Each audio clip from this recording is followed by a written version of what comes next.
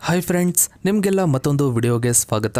Friends, Dharmasthala ವಿಚಾರದಲ್ಲಿ ಏನೆಲ್ಲ ಬೆಳವಣಿಗೆಗಳು ನಡೀತಾ ಇದೆ ಅಂತ ನೀವು ಈಗಾಗಲೇ ಸಾಕಷ್ಟು ಸುದ್ದಿಗಳನ್ನು ನೋಡೇ ಇರ್ತೀರಾ.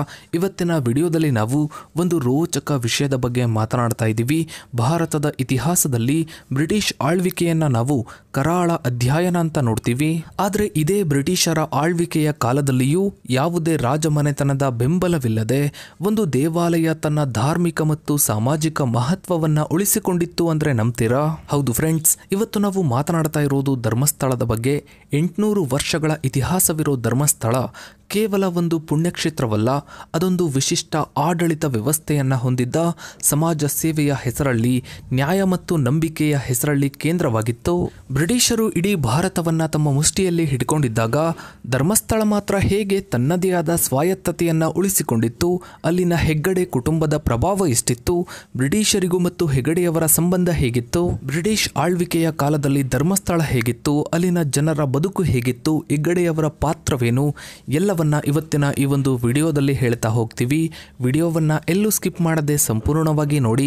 ಫ್ರೆಂಡ್ಸ್, ಬ್ರಿಟಿಷ್ ಆಳ್ವಿಕೆಯ ಕಾಲದಲ್ಲಿ ಅಂದರೆ ಸುಮಾರು 1757ರಿಂದ 1947ರವರೆಗೆ ಧರ್ಮಸ್ಥಳವು ತನ್ನ ಸಾಂಪ್ರದಾಯಿಕ, ಧಾರ್ಮಿಕ ಮತ್ತು ಸಾಮಾಜಿಕ ಸೇವಾ ಕಾರ್ಯಗಳನ್ನು ಮುಂದುವರೆಸಿಕೊಂಡು ಬಂದಿತ್ತು. ಈ ಅವಧಿಯಲ್ಲಿ ಧರ್ಮಸ್ಥಳವು ಪ್ರತ್ಯೇಕ ರಾಜ್ಯವಾಗಿರದೆ ಬ್ರಿಟಿಷ್ ಭಾರತದ ಮದ್ರಾಸ್ ಪ್ರೆಸಿಡೆನ್ಸಿಯ ಭಾಗವಾಗಿತ್ತು. ಬ್ರಿಟಿಷ್ ಆಳ್ವಿಕೆಯು ಭಾರತದ ಅನೇಕ ದೇವಾಲಯಗಳು ಮತ್ತು ಧಾರ್ಮಿಕ ಸಂಸ್ಥೆಗಳ ಮೇಲೆ ಪರಿಣಾಮ ಬೀರಿದ್ರು. ಧರ್ಮಸ್ಥಳದಂತಹ ಕೆಲವು ಪ್ರಮುಖ ಕ್ಷೇತ್ರಗಳು ತಮ್ಮ ಸಾಂಪ್ರದಾಯಿಕ ಆಡಳಿತ ಮತ್ತು ಸ್ವಾಯತ್ತತೆಯನ್ನು ಉಳಿಸಿಕೊಂಡವು. ಧರ್ಮಸ್ಥಳವನ್ನ ಹೆಗ್ಗಡೆ ಕುಟುಂಬವು ದಾನದ ಆಧಾರದ ಮೇಲೆ ಯಾವುದೇ ಬಾಹ್ಯ ಹಸ್ತಕ್ಷೇಪವಿಲ್ಲದೆ ನಡೆಸಿಕೊಂಡು ಬರ್ತಿತ್ತು. ಬ್ರಿಟಿಷರು ಸಾಮಾನ್ಯವಾಗಿ ಸ್ಥಳೀಯ ಆಡಳಿತ ವ್ಯವಸ್ಥೆಗಳಲ್ಲಿ, ವಿಶೇಷವಾಗಿ ಧಾರ್ಮಿಕ ವ್ಯವಸ್ಥೆಗಳಲ್ಲಿ ನೇರ ಹಸ್ತಕ್ಷೇಪವನ್ನ ಮಾಡೋದನ್ನ ತಪ್ಪಿಸ್ತಾ ಇದ್ರು. ಸ್ಥಳೀಯ ಸಂಪ್ರದಾಯಗಳನ್ನ ಗೌರವಿಸ್ತಾ ಇದ್ರು. ಅಷ್ಟೇ ಅಲ್ಲ, ಸ್ಥಳೀಯ ಆಡಳಿತದ ಮೂಲಕ ಪ್ರಾದೇಶಿಕ ಜನರನ್ನ ನಿಯಂತ್ರಿಸುವುದು ಅವರಿಗೆ ಸುಲಭವಾಗಿತ್ತು. ಬ್ರಿಟಿಷರು ಭಾರತವನ್ನ ಆಳ್ಬೇಕಾದ್ರೆ ಅನೇಕ ಕ್ಷೇತ್ರಗಳಲ್ಲಿ ತಮ್ಮದೇ ಆಡಳಿತ ಪದ್ಧತಿಯನ್ನ ಜಾರಿಗೆ ತಂದ್ರು. ಆದರೆ ಧಾರ್ಮಿಕ ಸಂಸ್ಥೆಗಳ ವಿಷಯದಲ್ಲಿ ಅವರು ಸ್ವಲ್ಪ ಮಟ್ಟಿಗೆ ವಿಭಿನ್ನ ನೀತಿಯನ್ನ ಅನುಸರಿಸಿದ್ರು. ಅದರಲ್ಲೂ ಧರ್ಮಸ್ಥಳದಂತಹ ವಿಶಿಷ್ಟ ಕ್ಷೇತ್ರಗಳಿಗೆ ಸಂಬಂಧಿಸಿದಂತೆ ಭಾರತದಂತಹ ಬಹುಧರ್ಮಿ ಸಮಾಜದಲ್ಲಿ ಧಾರ್ಮಿಕ ವಿಷಯಗಳಲ್ಲಿ ನೇರ ಹಸ್ತಕ್ಷೇಪವು ಸಾರ್ವಜನಿಕ ಅಶಾಂತಿಗೆ, ದಂಗೆಗಳಿಗೆ ಕಾರಣವಾಗಬಹುದು ಎಂದು ಬ್ರಿಟಿಷರು ಅರಿತುಕೊಂಡಿದ್ರು. ಹೀಗಾಗಿ ಅವರು ಸ್ಥಳೀಯ ಸಂಪ್ರದಾಯಗಳು ಮತ್ತು ಆಚರಣೆಗಳಿಗೆ ಗೌರವ ನೀಡುವಂತೆ ವರ್ತಿಸಿದ್ರು. ಇನ್ನು ಸ್ಥಳೀಯ ಪ್ರಭಾವಿ ವ್ಯಕ್ತಿಗಳು ಮತ್ತು ಕುಟುಂಬಗಳ ಮೂಲಕ ಜನರನ್ನು ನಿಯಂತ್ರಿಸುವುದು ಬ್ರಿಟಿಷರಿಗೆ ಹೆಚ್ಚು ಸುಲಭವಾಗಿತ್ತು. ಹೆಗ್ಗಡೆ ಕುಟುಂಬವು ಧರ್ಮಸ್ಥಳದಲ್ಲಿ ನ್ಯಾಯ, ದಾನ ಮತ್ತು ಸಮಾಜ ಸೇವೆಗಳ ಮುಖಗಳ ಮೂಲಕ ಅಪಾರ ಜನಪ್ರಿಯತೆ ಮತ್ತು ವಿಶ್ವಾಸವನ್ನ ಗಳಿಸಿತ್ತು.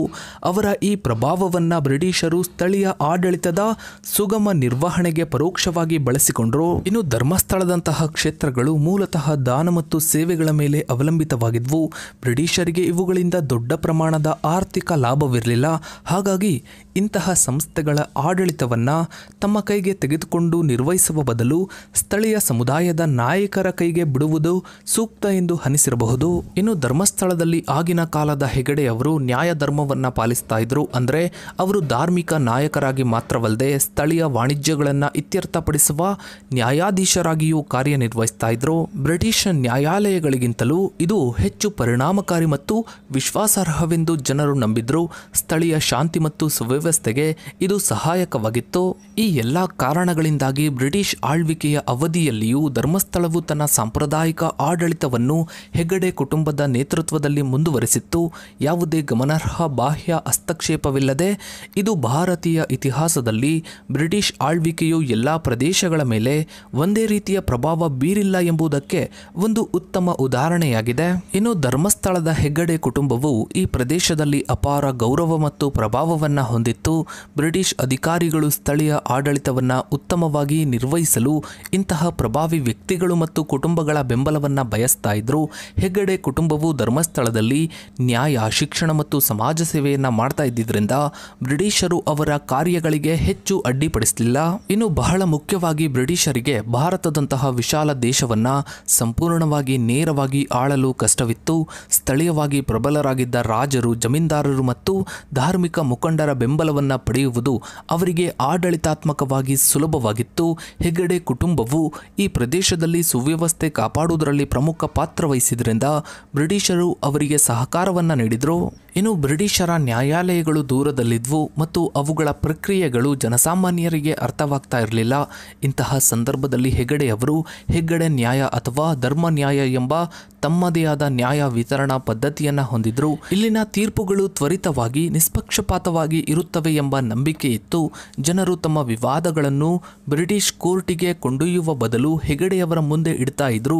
ಇದು ಬ್ರಿಟಿಷ್ ಅಧಿಕಾರಿಗಳ ಮೇಲಿನ ಹೊರೆಯನ್ನ ಕಡಿಮೆ ಮಾಡಿತ್ತು ಮತ್ತು ಸ್ಥಳೀಯ ಮಟ್ಟದಲ್ಲಿ ಕಾನೂನು ಸುವ್ಯವಸ್ಥೆಯನ್ನ ಕಾಪಾಡಲು ನೆರವಾಯಿತು. ಇನ್ನು ಹೆಗ್ಗಡೆ ಕುಟುಂಬವು ಧರ್ಮಸ್ಥಳದಲ್ಲಿ ಅನ್ನದಾನ, ವಿದ್ಯಾದಾನ, ಔಷಧ ದಾನ ಮತ್ತು ಅಭಯದಾನ ಎಂಬ 4 ಮಹಾದಾನಗಳನ್ನ ನಿರಂತರವಾಗಿ ನಡೆಸ್ತಾ ಇದ್ವು. ಇಂತಹ ಸಮಾಜ ಕಲ್ಯಾಣ ಕಾರ್ಯಗಳು ಜನರಿಗೆ ನೇರ ಪ್ರಯೋಜನವನ್ನ ಒದಗಿಸ್ತಾ ಇದ್ವು.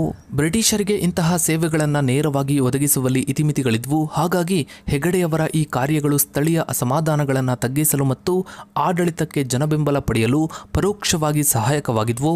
ಇನ್ನು ಧರ್ಮಸ್ಥಳವು ಪ್ರಮುಖವಾಗಿ ಭಕ್ತರ ಕಾಣಿಕೆಗಳು ಮತ್ತು ಕುಟುಂಬದ ಸ್ವಂತ ಸಂಪನ್ಮೂಲಗಳ ಮೂಲಕ ನಡೀತಾ ಇತ್ತು. ಇದಕ್ಕೆ ಬ್ರಿಟಿಷ್ ಸರ್ಕಾರದ ಹಣಕಾಸು ನೆರವಿನ ಅಗತ್ಯವಿರಲಿಲ್ಲ. ಇದರಿಂದ ಬ್ರಿಟಿಷರು ದೇವಾಲಯದ ಆಂತರಿಕ ವ್ಯವಹಾರಗಳಲ್ಲಿ ಹಸ್ತಕ್ಷೇಪ ಮಾಡದೆ ಹೆಗ್ಗಡೆ ಕುಟುಂಬಕ್ಕೆ ಹೆಚ್ಚಿನ ಸ್ವಾಯತ್ತತೆಯನ್ನ ನೀಡಿದರು. ಈ ಕಾರಣಗಳಿಂದಲೇ ಬ್ರಿಟಿಷ್ ಆಳ್ವಿಕೆಯ ಕಾಲದಲ್ಲಿಯೂ ಧರ್ಮಸ್ಥಳವು ಒಂದು ಸ್ವಾಯತ್ತ, ಪ್ರಭಾವಶಾಲಿ ಮತ್ತು ಜನಪ್ರಿಯ ಧಾರ್ಮಿಕ ಸಾಮಾಜಿಕ ಕೇಂದ್ರವಾಗಿ ಮುಂದುವರಿಯಲು ಸಾಧ್ಯವಾಯಿತು. ಹೆಗ್ಗಡೆ ಕುಟುಂಬವು ತಮ್ಮ ಬುದ್ಧಿವಂತಿಕೆ ಮತ್ತು ಜನಬೆಂಬಲದ ಮೂಲಕ ಬ್ರಿಟಿಷರಿಂದಲೂ ಗೌರವ ಮತ್ತು ಸಹಕಾರವನ್ನ ಪಡೆದುಕೊಳ್ತು. ಇನ್ನು ಬ್ರಿಟಿಷ್ ಆಳ್ವಿಕೆಯು ಪ್ರಾರಂಭವಾದ ಸುಮಾರು 1757ರ ನಂತರ ಮತ್ತು ಸ್ವತಂತ್ರ ಸಿಗುವ ಮೊದಲು ಧರ್ಮಸ್ಥಳದ ಹೆಗ್ಗಡೆ ಕುಟುಂಬದ ಹಲವು ಧರ್ಮಾಧಿಕಾರಿಗಳು ಕ್ಷೇತ್ರದ ಆಡಳಿತವನ್ನ ನಿರ್ವಹಿಸಿದರು. ಮಂಜಯ್ಯ ಹೆಗಡೆ ಇವರು ಬ್ರಿಟಿಷರ ವಿರುದ್ಧ ನಡೆದ ಅಮರಸುಳ್ಯ ಸ್ವತಂತ್ರ ಸಮರದಲ್ಲಿ ಬ್ರಿಟಿಷರಿಗೆ ಬೆಂಬಲ ನೀಡಿದವರಲ್ಲಿ ಒಬ್ಬರು ಎಂದು ಕೆಲವೆಡೆ ಉಲ್ಲೇಖವಿದೆ. ಇದು ಅವರ ಕಾಲದಲ್ಲಿ ಧರ್ಮಸ್ಥಳವು ಬ್ರಿಟಿಷರೊಂದಿಗೆ ಉತ್ತಮ ಸಂಬಂಧ ಹೊಂದಿತ್ತು ಎಂಬುದನ್ನು ಸೂಚಿಸುತ್ತೆ. ಹೌದು ಫ್ರೆಂಡ್ಸ್, ಅಮರಸುಳ್ಯ ಸ್ವತಂತ್ರ ಸಮರದಲ್ಲಿ ಬ್ರಿಟಿಷರಿಗೆ ಧರ್ಮಸ್ಥಳದ ಅಂದಿನ ಧರ್ಮಾಧಿಕಾರಿಗಳು ಬೆಂಬಲ ನೀಡಿದ್ರು ಎಂದು ಉಲ್ಲೇಖಗಳು ಲಭ್ಯವಿದೆ. ನಿರ್ದಿಷ್ಟವಾಗಿ ಕೆಲವು ಐತಿಹಾಸಿಕ ದಾಖಲೆಗಳ ಪ್ರಕಾರ ಧರ್ಮಸ್ಥಳದ ಮಂಜಯ್ಯ ಹೆಗಡೆಯವರು ಬ್ರಿಟಿಷರಿಗೆ ಪಿರಂಗಿಗಳನ್ನ ಕಳುಹಿಸುವ ಮೂಲಕ ಸಹಾಯ ಮಾಡಿದ್ರು ಎಂದು ಹೇಳಲಾಗುತ್ತೆ. ಇದು ಆ ಕಾಲದಲ್ಲಿ ಧರ್ಮಸ್ಥಳವು ಬ್ರಿಟಿಷರೊಂದಿಗೆ ಉತ್ತಮ ಸಂಬಂಧವನ್ನ ಹೊಂದಿತ್ತು ಎಂಬುದನ್ನು ಸೂಚಿಸುತ್ತೆ. ಈ ಹೋರಾಟವು 1857ರ ಸಿಪಾಯಿ ದಂಗೆಗಿಂತಲೂ ಸುಮಾರು 20 ವರ್ಷಗಳ ಮೊದಲು ನಡೆದ ಮಹತ್ವದ ರೈತ ಹೋರಾಟವಾಗಿತ್ತು. ಬ್ರಿಟಿಷರು ಇದನ್ನ ದಂಗೆ ಎಂದು ಪರಿಗಣಿಸಿ ದರೋಡೆ ಮತ್ತು ಸುಲಿಗೆ ಎಂದು ತಮ್ಮ ದಾಖಲೆಗಳಲ್ಲಿ ಬರೆದಿದ್ದಾರೆ. ಈ ಹೋರಾಟದಲ್ಲಿ ಅನೇಕ ಸ್ಥಳೀಯ ನಾಯಕರು ಭಾಗವಹಿಸಿದ್ರು ಮತ್ತು ಬ್ರಿಟಿಷರ ವಿರುದ್ಧ ಸೆಡ್ಡು ಹೊಡೆದಿದ್ರು. ಆದರೆ ಕೆಲವು ಸ್ಥಳೀಯರು ಬ್ರಿಟಿಷರ ಪರವಾಗಿ ನಿಂತು ಅವರಿಗೆ ಸಹಾಯ ಮಾಡಿದ್ರು. ಈ ರೀತಿಯ ಬೆಂಬಲವು ಬ್ರಿಟಿಷರಿಗೆ ಹೋರಾಟವನ್ನ ಹತ್ತಿಕ್ಕಲು ಸಹಾಯ ಮಾಡಿರಬಹುದು. ಇನ್ನು ಮಂಜಯ್ಯ ಹೆಗಡೆ ಇವರು ಬ್ರಿಟಿಷ್ ಆಳ್ವಿಕೆಯ ಕೊನೆಯ ಮತ್ತು ಭಾರತದ ಸ್ವತಂತ್ರ ನಂತರದ ಆರಂಭಿಕ ದಿನಗಳಲ್ಲಿ ಧರ್ಮಾಧಿಕಾರಿಯಾಗಿದ್ರು. ಇವರ ಅವಧಿಯಲ್ಲಿಯೂ ಧರ್ಮಸ್ಥಳದ ಸೇವಾ ಕಾರ್ಯಗಳು ಮತ್ತು ಜನಪ್ರಿಯತೆ ಹೆಚ್ಚಾಯಿತು. ಒಟ್ಟಾರೆಯಾಗಿ ಬ್ರಿಟಿಷ್ ಆಳ್ವಿಕೆಯು ಭಾರತದಾದ್ಯಂತ ದೇವಾಲಯಗಳು ಮತ್ತು ಧಾರ್ಮಿಕ ಸಂಸ್ಥೆಗಳ ಮೇಲೆ ಅನೇಕ ಹೊಸ ನಿಯಮಗಳನ್ನು ಹೇರಿದ್ರು. ಧರ್ಮಸ್ಥಳವು ತನ್ನ ವಿಶಿಷ್ಟ ಆಡಳಿತ, ಸ್ಥಳೀಯ ನಾಯಕತ್ವ ಮತ್ತು ಸಮಾಜ ಸೇವಾ ಚಟುವಟಿಕೆಗಳ ಮೂಲಕ ತನ್ನ ಪ್ರಭಾವವನ್ನು ಉಳಿಸಿಕೊಂಡು ಬಂದಿತ್ತು. ಬ್ರಿಟಿಷರು ಧರ್ಮಸ್ಥಳದ ಆಂತರಿಕ ವ್ಯವಹಾರಗಳಲ್ಲಿ ಹೆಚ್ಚು ಹಸ್ತಕ್ಷೇಪ ಮಾಡದೆ ಅದರ ಧಾರ್ಮಿಕ ಮತ್ತು ಸಾಮಾಜಿಕ ಮಹತ್ವವನ್ನು ಗುರುತಿಸಿದ್ರು. ಇನ್ನು ಕಳೆದ ದಶಕಗಳಿಂದ ಧರ್ಮಸ್ಥಳದ ಬಗ್ಗೆ ಸಾಕಷ್ಟು ವಿಚಾರಗಳು ಹರಿದಾಡ್ತಾ ಇವೆ. ಆ ಸುದ್ದಿಗಳನ್ನು ನೀವು ನೋಡೇ ಇರ್ತೀರಾ. ಅದು ಎಷ್ಟು ಸತ್ಯ ಅನ್ನೋದು ಆದಷ್ಟು ಬೇಗ ಹೊರಗಡೆ ಬರಬೇಕು. ಇನ್ನು ಇದರ ಬಗ್ಗೆ ನಿಮ್ಮ ಅನಿಸಿಕೆ, ಅಭಿಪ್ರಾಯಗಳನ್ನು ತಪ್ಪದೇ ಕಮೆಂಟ್ ಸೆಕ್ಷನ್ ಅಲ್ಲಿ ಕಮೆಂಟ್ ಮಾಡಿ. ಹಾಗೆ ವಿಡಿಯೋಗೊಂದು ಲೈಕ್ ಮಾಡ್ತಾ ವಿಡಿಯೋನ ಆದಷ್ಟು ಎಲ್ಲ ಕಡೆ ಶೇರ್ ಮಾಡಿ. ನೀವಿನ್ನು ನಮ್ಮ ಚಾನಲ್ಗೆ ಸಬ್ಸ್ಕ್ರೈಬ್ ಆಗಿಲ್ಲ ಅಂದರೆ ಕೆಳಗಡೆ ಕಾಣೋ ಸಬ್ಸ್ಕ್ರೈಬ್ ಅನ್ನು ಕ್ಲಿಕ್ ಮಾಡಿ. ಹಾಗೆ ಪಕ್ಕದಲ್ಲಿ ಕಾಣೋ ಬೆಲ್ ಐಕಾನ್ ಕೂಡ ಕ್ಲಿಕ್ ಮಾಡಿ. Thanks for watching.